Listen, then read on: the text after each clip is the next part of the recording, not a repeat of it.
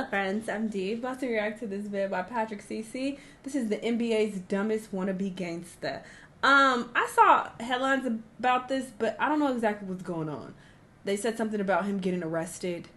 I don't know what he did exactly, but sure, we're about to get all the tea, I guess. Let's watch. Out of the 5 major American sports, basketball is the hardest sport to make it to the pros. 1 in 12,363 players, or 0.008% of players, will get signed to a professional team. So if this is your goal in life, to be an NBA player, you might want to have a backup plan. You know, no shade, not saying you won't be this 1 in 12,363, but the odds are stacked against you, so you might want, something to back up. Just saying. Put that in perspective. If every dot on a basketball represents one potential pro signee, 3 dots out of the 35,000 will make it. The NBA also happens to pay their players the best, with the average salary per player being roughly $10 million per year, which would place you in the top 0.1% of earners in the United States. So someone like Ja Morant securing the extraordinary job as a professional basketball player means he has basically won the lottery of life. He worked extremely hard and is being rewarded at the highest level for his efforts.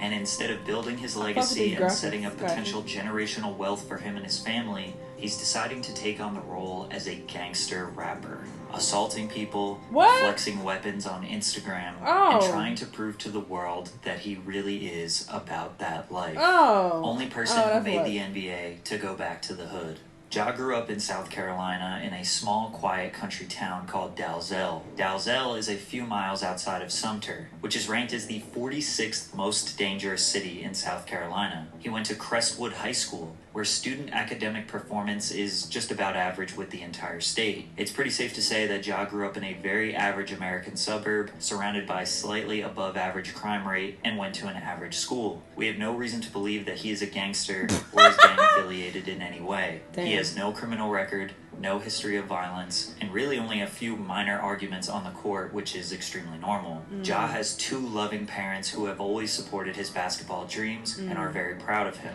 His mother describes him as a genuinely loving person. His father T used all of his free time to privately train Ja and help him become the superstar he is today. Morant is only 23. He was drafted as the number 2 overall pick by the Memphis Grizzlies in 2019. He won Rookie of the Year in his first season after averaging nearly 18 points per game, and every year his stats have just gotten better and better. This year he's been on fire, with a 27-point average while shooting 46%. In the 2022 offseason, Ja signed a 5-year extension with the Memphis Grizzlies. This contract would earn him 25% of the salary cap yearly, which is estimated to be around $40 million per year, putting him roughly in the top 10 earners in the entire NBA. His performance in the first 5 seasons are reminiscent of Derrick Rose, Russell Westbrook, and Allen Iverson. Ironically, AI and Ja have even more in common, indulging in a lifestyle that is synonymous with rappers, more specifically, gangster rappers. Allen Iverson liked to party, go to clubs, drink, and gamble, which ultimately led to the downfall of his career.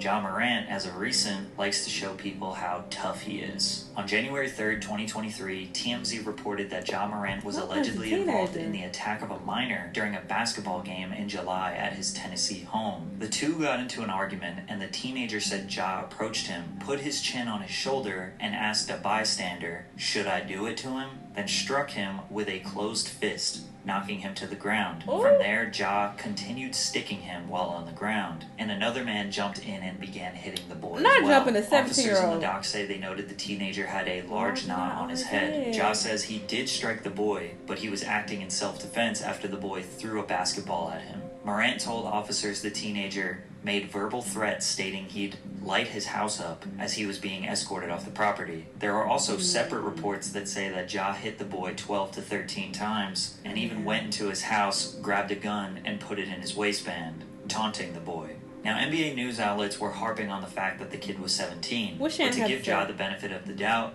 a 17-year-old these days most definitely could light your house up. The 4 people involved in Pop Smoke's murder were 19, 18, 17, and 15. It's easy to see 17 and think of an innocent boy, but that may not be the case.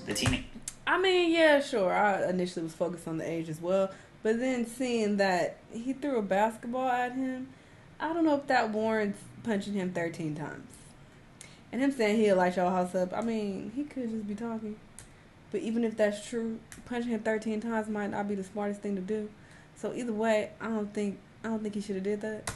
Teenager did press charges, and the boy's mother demanded $20 million from Morant, but the charges were dropped due to insignificant evidence, and it was looking more like a false allegation for someone to make a quick payday off an NBA player. But 4 days before this fight, Ja had another police report filed by a security guard at a finish line in the Memphis Mall. The altercation started after Morant's mother had a dispute with an employee, which led her to call her son. Ja showed up with 9 men. A verbal confrontation transpired, and then a member of Morant's group pushed the security guard in the head. Morant then said, "Let me find out what time he gets off," which made the guard want to file a report as he felt threatened by Morant's statement. Now, Ja had the opportunity to show the world how gangsta he was when Shannon Sharpe pressed the Grizzlies on the sidelines of their match against the Lakers. Shannon yelled at Dillon Brooks saying he can't guard LeBron, to which Dillon responded, "F you." Shannon retaliated and stood on the sideline begging for them to get in his face. Ja's father T even got up and barked at him a little bit, but nobody wanted to get up and close to Shannon. Ja yelled from across the court, and the Grizzlies.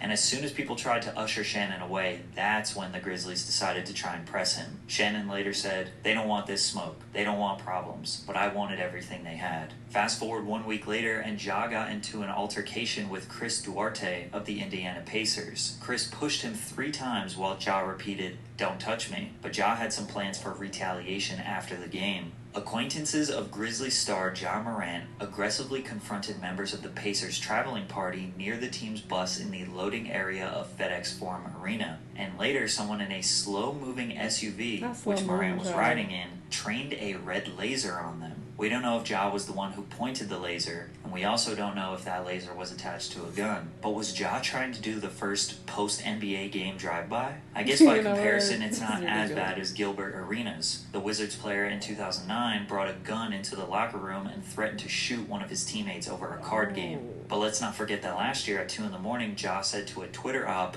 that it's free to see how hollows feel, referring to hollow-tip bullets. And if that evidence wasn't enough, just last week, Ja went on Instagram Live while he was at the strip club and flashed a gun to the camera. This action prompted a 2-game suspension, as well as Ja deactivating all of his social media pages. Obviously, 99% of people denounced this behavior, but some people like Gilbert Arenas and Paul Pierce defended Ja, basically saying they understand why he carries a gun. Ja has everything going.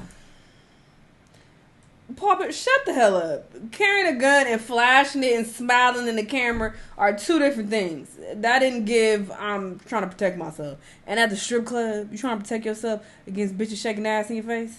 This is not, math ain't mathing. Stop it. Right for him. He's living a life that's near impossible to achieve. So why does he want to run around and act gangsta now? Bro, you not hard. That's not your life. People that in that life would give anything to be in your life. Damn, I swear sports and music are so synonymous because we want to be them and they want to be us. Those lyrics come from Thank Me Now, the final track on Drake's 2010 debut album Thank Me Later. Rappers love the esteem, the money, and the safety that basketball players have, but basketball players love the lifestyle that rappers have. We know that Ja loves NBA Youngboy. He is constantly going on IG Live rapping along to his lyrics. Youngboy has a way of making his nefarious lifestyle sound fun and exciting, even though it's extremely stressful and he likely has a target on his back 24/7. Like we said before, Ja is from a small suburb in the middle of South Carolina, and we have reason to believe he's had a pretty solid and stable upbringing. He moved to Memphis, which is known for being a dangerous city, home to a lot of famous rappers. He became the face of the Grizzlies franchise, so everyone in the city loves him. When he goes to the club, where real Memphis gangsters probably hang out, they likely show him love. Even rival gangsters in Memphis could probably bond over the Grizzlies being their favorite team. He's getting a taste of their lifestyle, the lifestyle that his favorite rappers glamorize. They are bringing him places he never would have been able to go, and he probably isn't too worried about his safety because he doesn't have enemies. He wants the power and the respect that comes with having street cred, but he doesn't have to risk his life for it, and he has a guaranteed $10 million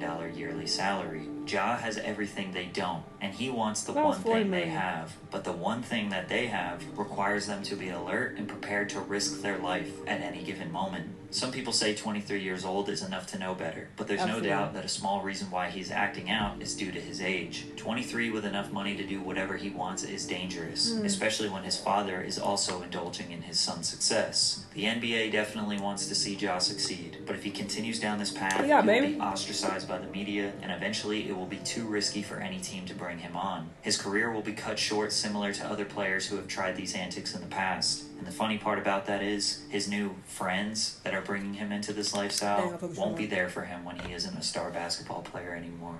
Speak on it, Patrick! Patrick be out here preaching, okay? Y'all better listen to this man. Yeah, this is sad. He clearly just wants to look cool. You didn't even grow up in that life, but now you're trying to portray that lifestyle because these are the guys around you that you probably are paying to be around you. And because they hard, you think you hard now too. Like, it's all super lame, but sure. I guess we'll see what happens with him. Hopefully, nothing bad occurs, but we'll see. Y'all let me know what y'all thought, though. Let me know what other videos you want to watch, and I'll see y'all on the next one. Bye!